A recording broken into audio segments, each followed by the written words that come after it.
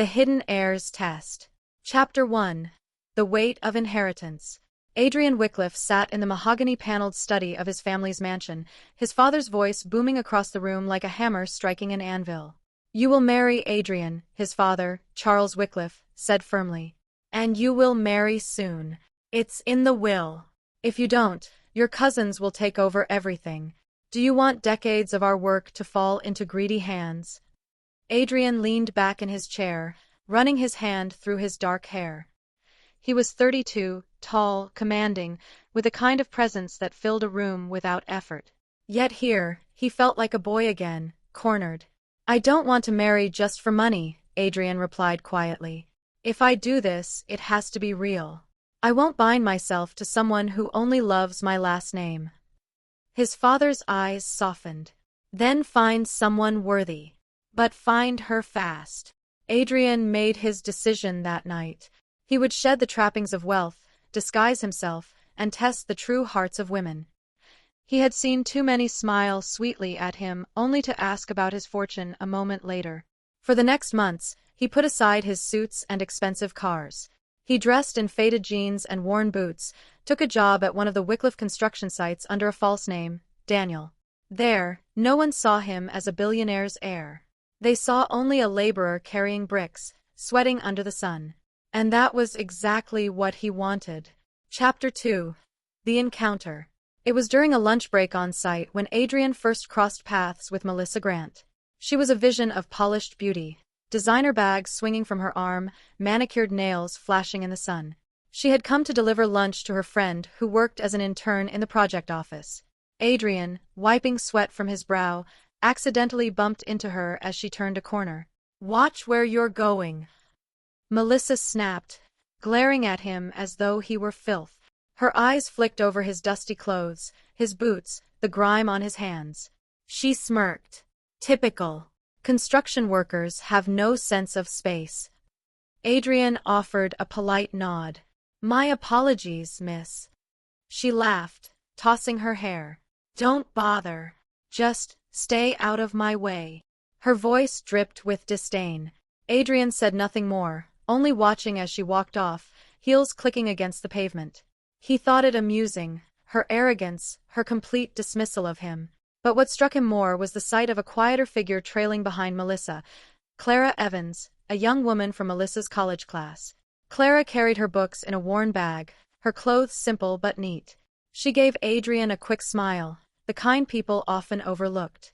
When Melissa sneered, "Clara, don't fall behind." "We're not here to make friends with construction workers," Clara whispered an apology to Adrian before hurrying after her classmate. Adrian watched them go, his interest unexpectedly piqued. Chapter 3. The Secret Kindness. Days later, Adrian found himself eating lunch alone under a half-built scaffolding when Clara appeared, hesitating with her tray. "Mind if I sit?" she asked softly. Adrian gestured to the empty space. "Of course." They ate in silence at first, until Clara said, "I'm sorry about Melissa the other day. She judges quickly." Adrian smiled faintly. "No need to apologize for her. You're not responsible." Clara studied him. "You work so hard. Do you like it?" Adrian shrugged. "It's honest work. Teaches you things about people. Who respects you, who doesn't." Clara nodded. "I understand that more than you think. In college, I'm not exactly popular. People like Melissa remind me of that every day." He saw the sadness flicker in her eyes. She was used to being overlooked, dismissed as ordinary. But her honesty struck him as rare, refreshing. In the weeks that followed, Clara and Adrian grew closer. She often brought him water during hot afternoons, sometimes sat with him during breaks. Her laughter was genuine, her kindness effortless. Unlike Melissa, who mocked him from afar whenever she spotted him, Clara saw a person, not just a worker. Adrian's heart began to stir in ways he hadn't expected. Chapter 4. The Cruel Mockery. One evening, Adrian walked Clara home after she had stayed late at the site library. Melissa spotted them from across the street. "Well, well," Melissa called out, strutting toward them with two friends. "Clara, is this what your life has come to? Walking around with a construction worker?" Clara stiffened, but Adrian squeezed her hand gently. Melissa smirked cruelly. I always knew you'd end up with someone ordinary. It suits you. No man of status would ever look your way. At least this one can build you a shed, if not a future. Her friends laughed. Clara's face flushed with shame, but Adrian only looked at Melissa steadily. Better to be with someone honest, Adrian said calmly, than someone shallow. Melissa's smirk faltered for a second before she recovered with a roll of her eyes. Please. A man like you has nothing to offer. Clara, don't fool yourself. He'll never give you the life you dream of. As Melissa walked off, Clara whispered, I'm sorry you had to hear that. Adrian smiled gently. I've heard worse. What matters is what you think, not her. Tears welled in Clara's eyes, though she blinked them away quickly. I think you're more of a man than she'll ever understand. At that moment, Adrian knew his test was revealing more than he imagined. Chapter 5. The Revelation. Weeks turned into months. Adrian's father pressed him for a decision. Have you found someone? He demanded. Adrian smiled. I think I have. A grand event was arranged at the Wycliffe estate, Adrian's official birthday celebration, a gathering of the city's elite. Invitations went out, including to Melissa and Clara through mutual acquaintances. When the day arrived, Melissa entered the ballroom in a glittering gown, her eyes wide as she took in the luxury. Who's the host? She whispered to her friend. Clara followed quietly, unsure why she had been invited. Then, across the grand staircase, Adrian appeared, not in dusty boots and jeans, but in a perfectly tailored suit, his presence commanding. Gasps rippled through the crowd. Melissa's jaw dropped. That's the construction worker. Adrian descended the stairs, his eyes locking onto Clara's. Ladies and gentlemen, he announced, allow me to reveal myself. My name is Adrian Wycliffe. I am heir to the Wycliffe fortune. And tonight, I want to introduce someone important to me. He turned to Clara, who stood frozen, trembling in disbelief. Melissa burst out laughing. Oh, this is rich. Clara, you thought you were dating a construction worker. I told you no man of worth would want you. And now look, he played you like a fool. Adrian's voice cut sharply. No, I played you, Melissa. The room fell silent. Adrian's eyes were cold as steel. I wanted to see how people treated me without wealth attached to my name. You mocked me, despised me, trampled on others with arrogance. But Clara showed me kindness, respect, and love when she thought I had nothing. That is the woman worthy of my heart. Melissa's face twisted in rage and humiliation. You'll regret this. She's beneath you. But Adrian turned his back on her, taking Clara's trembling hand. The only regret I have is wasting time proving what you already showed me.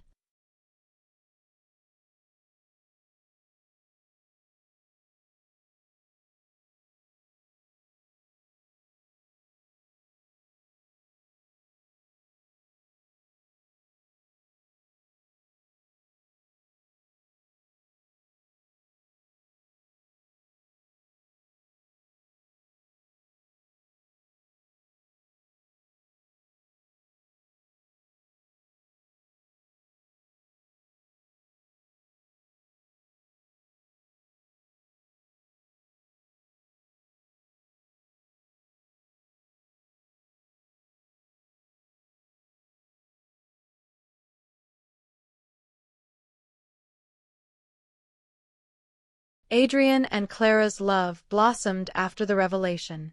For Clara, it was like waking up in a dream she never thought possible.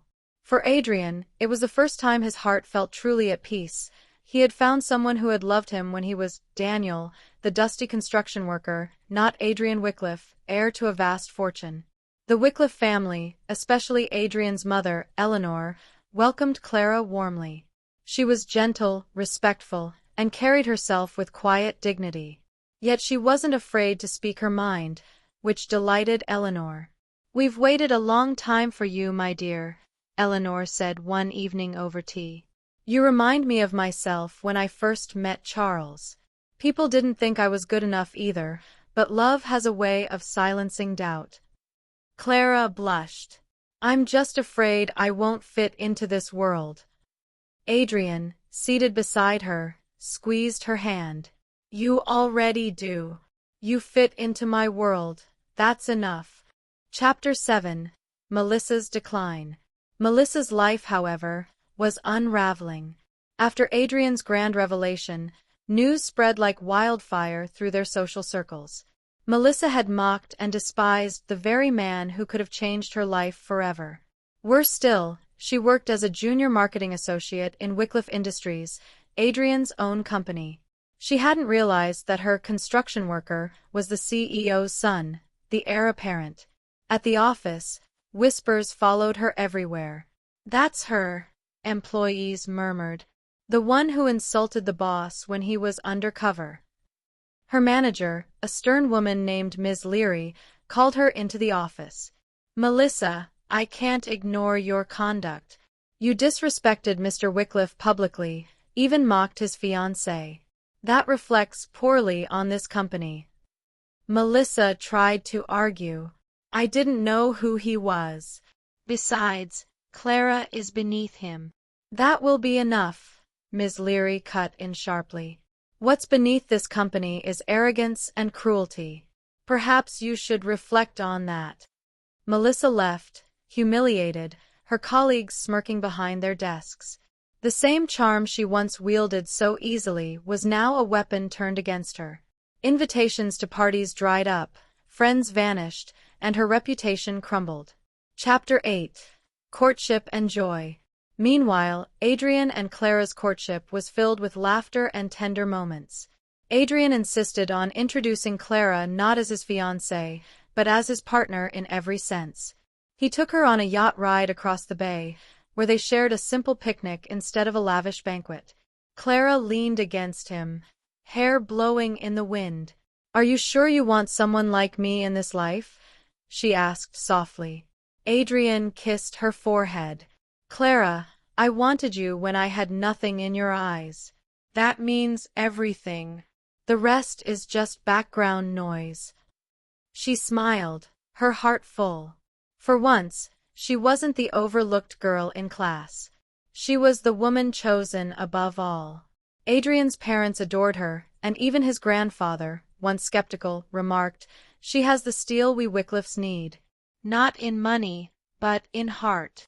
Chapter 9. Melissa's Humiliation. Melissa tried to claw her way back into society. At a corporate dinner, she wore her most dazzling gown, determined to be seen. When Adrian and Clara entered the room hand in hand, whispers spread like firecrackers. Melissa approached with a forced smile. Adrian, she purred, surely you see Clara isn't made for this world. Don't embarrass yourself. The room grew silent, eyes watching. Adrian raised a brow. The only embarrassment here is someone who had every chance to show kindness, but chose cruelty instead. Do yourself a favor, Melissa. Learn humility before it's too late. Melissa flushed scarlet as people began to chuckle.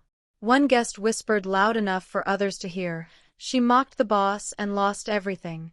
Now she's mocking his fiancée too? Foolish." Melissa left the dinner in tears.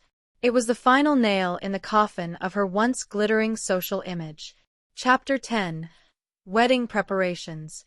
The Wycliffe estate buzzed with activity as preparations for Adrian and Clara's wedding began. Every florist, designer, and planner in the city seemed to have descended upon the grounds. But Clara insisted on simplicity where she could. "I don't want a palace wedding," she told Eleanor. "I just want something beautiful, where people feel love, not intimidation." Eleanor smiled. "My dear, even a Wycliffe wedding can have heart. Leave the intimidating part to us." Adrian often teased Clara during the preparations. Once, when she was overwhelmed by choosing flowers, he leaned in with a grin. "We could always just run away to the mountains, skip all this madness." Clara laughed. "And rob your mother of the wedding of the century? I wouldn't survive her wrath." Their laughter filled the halls, and the household staff adored Clara for her warmth and humility. Unlike Melissa, she thanked everyone, from the planners to the gardeners. Chapter 11. The Wedding. The day of the wedding dawned bright and golden. The estate was transformed into a wonderland of roses, orchids, and twinkling lights. Guests arrived in droves, politicians, business magnates, celebrities, all eager to witness the union. Clara stood in her gown, nerves fluttering in her chest. It was elegant but not extravagant, a reflection of her personality. Eleanor kissed her cheek. "You are radiant, my dear. And remember, this is your day, not theirs." When the music began, Clara walked down the aisle on her father's arm, her eyes locked on Adrian, who waited at the altar in a tailored suit. His eyes glistened as he saw her. "You look like everything I've ever dreamed," Adrian whispered when she reached him. "And you look like home," Clara replied softly. The vows were heartfelt. Adrian spoke of how she had loved him when he had nothing. Clara spoke of how he had shown her she was worthy of love beyond measure. Tears filled many eyes in the audience. When the officiant declared them husband and wife, Adrian kissed her with a passion that drew cheers and applause. The reception was a grand celebration. Laughter, dancing, music that lasted into the night. Adrian spun Clara across the floor, whispering jokes that made her laugh so hard she nearly tripped over her gown. At one point, Adrian raised his glass. "To my wife, Clara. She loved me when I was just a man in boots and dust. Now she stands beside me as we build a life together. To love that sees the heart, not the fortune." The guests erupted in cheers. Chapter 12. Melissa's Final Fall. Far from the estate, Melissa sat alone in her small apartment. The invitation to the wedding never came. She watched photos flood social media. Adrian and Clara, radiant and glowing, surrounded by family and friends. She remembered her words to Clara, "No man of worth would ever look your way. At least you can have a construction worker." The irony cut deeper than any blade. The man she mocked had become the very thing she craved, and the girl she despised was now his wife. Her phone buzzed with yet another notification, a former friend tagging her in a cruel comment. Melissa turned it face down, tears slipping down her cheeks. She was no longer the admired beauty, she was the cautionary tale. Chapter 13. Happily Ever After. Adrian wrapped his arms around her. "This is just the beginning." Clara leaned into him, smiling. "As long as I have you, I need nothing else." And so, beneath the stars, the billionaire heir and the once overlooked girl began their forever.